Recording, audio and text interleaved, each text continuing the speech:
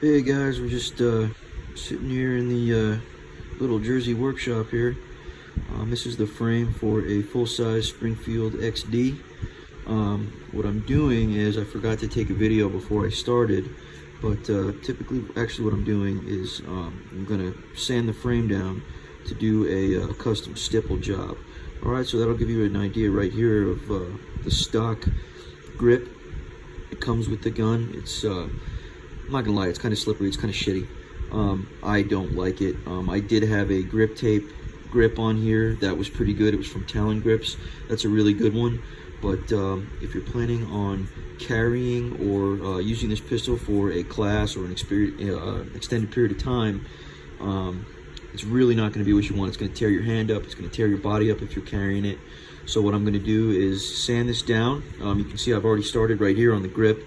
This grip right here used to have these little pyramids, I guess you would call them, covering the whole thing. So I've sanded those all the way off, and I'm going to do this here. I'm going to do this little thumb groove in here, and then I'm going to do the entire back strap. As you can see here, I'm sure some of you will notice that I didn't take the grip safety out of the pistol. Don't judge me for that. If you want to judge me, go right ahead. I don't read the comments anyway. But so this is what it looked like when it started. I just wanted to get a quick starter video out here, and then I'll show you guys again once it's done, once I'm done sanding, before I start stippling. Alright guys, so got all the sanding done. Go ahead and ignore the Sharpie marks. The only ones I'm really going to use are these straight lines and the outline, this circle outline right here. I was going to do something different with that, but I figured I'd just stipple the whole thing. So I basically just outlined everything that's going to get stippled. What I'm going to do is I'm going to practice on a piece of plastic first, just to make sure I got the pattern that I want down. And then we're going to go for it. You can see I did end up taking the grip safety off because I was having a hard time with my sanding wheel getting in here and getting that texturing off right there. You can also see that I left one XD symbol, but I did take off the other one. That wasn't a screw up or anything. I only wanted it on one side. I wanted to have this thing as smooth and take as much material off of this grip as possible while still being safe and, you know, still keeping the integrity. You'll also notice that I severely deepened the undercut here on the trigger. It's just way more comfortable. And I noticed that you get a little bit higher of a grip. Even a couple millimeters really actually makes a difference when it comes to your hand size and stuff like that. And those of you guys with bigger hands, you have your pinky slipping off the bottom of here. Those little undercuts right there and the thinning of this rail right here will actually help a lot with that. Alright, so I'm going to get to stippling. I'm going to do a little bit of practice, and then we'll get started. Alright guys, so I've got the outline finished. You can see how I've gone around all the edges, and obviously I'm going to clean it up a little bit as I go through and fill everything in. But this is what it's going to look like. Basically, it's just going to be a bunch of tiny little holes, but it'll make the grip awesome. It'll be really, really, really grippy. It may even be too aggressive, in which case maybe I'll take some 320 sandpaper to it and smooth it down a little bit, but I think it's going to come out pretty good. We'll see. Okay, so here it is. The gun is completely assembled again, which took forever, by the way. Springfield really needs to work on their assembly process because that is a pain in the dick. But anyway, you can see that all the stippling is finished, and you can also see that it's a really rough texture. And the reason that I was doing this was to have a better grip, so I didn't have to put that Talon Grip gritty tape on there. So what I did was, after I finished all the stippling all the way around, I went back over it and I hit it with 800 grit sandpaper over all the stippling. And basically what that did was it was smoothed out the surface to where it can rub on your body and it won't necessarily chafe you or hurt you for a prolonged period of time. I carried it all day yesterday just to make sure. Now, doing this took about 5 hours total from start to finish, and that's including disassembly time.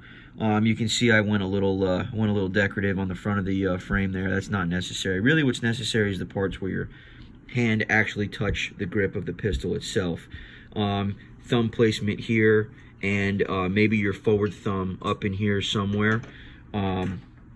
but mostly I just did it for use. I also undercut the trigger just a hair, made that a little bit deeper, and it's a little bit more comfortable for me as well. So obviously you guys can do this at home. You're just using a soldering gun.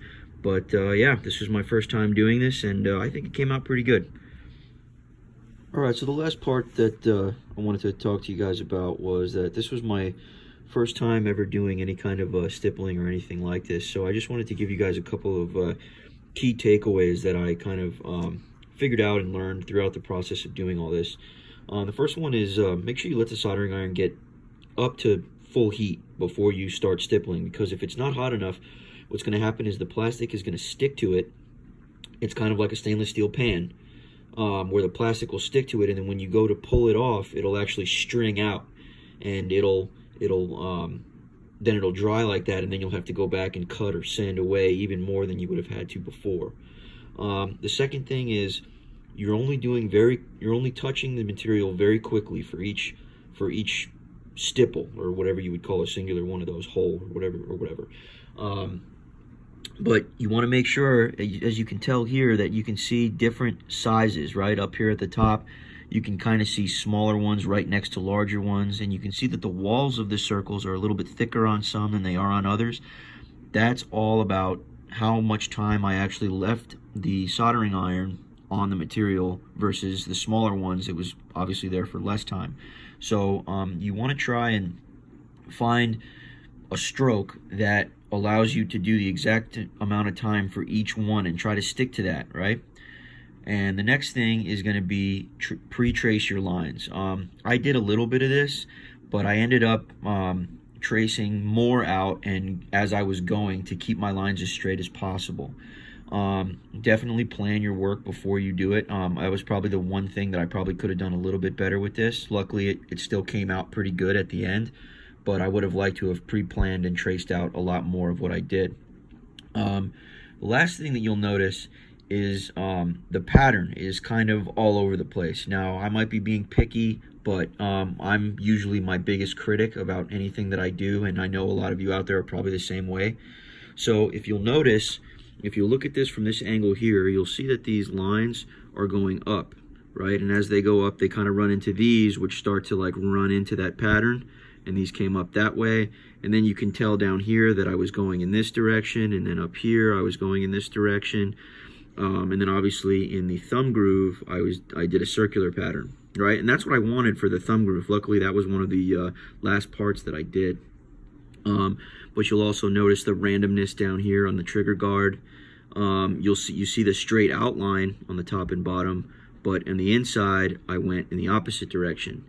And to me, that's very, very noticeable. It may not be to the untrained eye or to people who really aren't looking for it, but what I would recommend after doing this is that you start in one spot and you make your trace line, and then you come back down or up top and you follow that trace line all the way through the entire piece of material, and that'll prevent it from looking unorganized, right? Unless you want to be random. If you want to be random, then I would actually recommend starting not in a specific corner, but in like 5 or 6 different places, and then build out around whatever initial design you start with, and that'll give you more of a random look. But the biggest thing I could say is practice. Get a plastic lid. That's what I used. I used a lid to one of my totes, and I just practiced on that for a little while. And then once I felt like I had it down pretty good, then I started on the pistol. But yeah, practice is a big thing. Practice your patterns. Do different patterns. This will be the one and only time I do this this round dot honeycomb type stippling. The next one that I do will definitely be a basket weave. I don't know which pistol I'm going to do it on yet, but I'll figure that out later. Anyway, this is Jersey Customs. Thanks for watching, guys.